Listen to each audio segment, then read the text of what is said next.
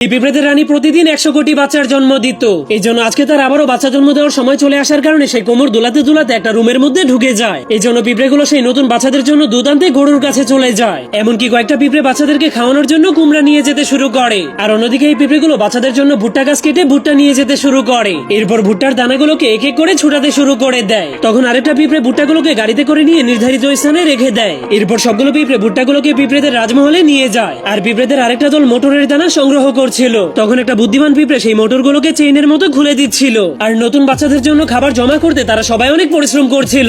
এমনকি খাবার যেন নষ্ট হয়ে না যায় সেজন্য তারা মানুষের বাড়ি থেকে একটা ফ্রিজ চুরি করে এনেছিল। আর এইদিকে পিঁপড়েরা বাচ্চাদেরকে খাওয়ানোর জন্য ফিডারের মধ্যে দুধ ভরছিল। তখনই পিঁপড়েদের রানী সুরক্ষিতভাবে কোটি কোটি ডিম পেড়ে দেয়। এই জন্য ডাক্তার ডিমগুলোকে একটা একটা করে মাপতে শুরু করে দেয়। এরপর নার্সেরা সুস্থ ডিমগুলোকে ইনকিউবেটরের ভেতরে নিয়ে যায়, যার ফলে কয়েক সেকেন্ডের মধ্যেই ডিম ফুটে ছোট ছোট পিঁপড়েদের বাচ্চা বের হয়ে আসে। এরপর বাচ্চাগুলো এক এক করে গোসল করে টিস্যু পেপার দিয়ে নিজেদেরকে মুছতে শুরু করে দেয়। তখন মেশিন তাদেরকে ভালো মতো শুকিয়ে দিতে শুরু করে যাতে তাদের ঠান্ডা লেগে না যায়। এরপর মেশিন তাদেরকে হুকের মাধ্যমে উপরে উঠিয়ে ডাইপার পরিয়ে দেয়। আর একজন নার্স তাদেরকে তাজা তাজা দুধ খাইয়ে দিতে শুরু করে। এরপর তাদেরকে গাড়িতে করে বাইরে নিয়ে গেলে সবাই তাদেরকে দেখে অনেক খুশি হয়ে যায়। এই জন্য এতগুলো বাচ্চা জন্ম দেওয়ার কারণে সবাই রানীর উপরে অনেক খুশি হয়ে যায়।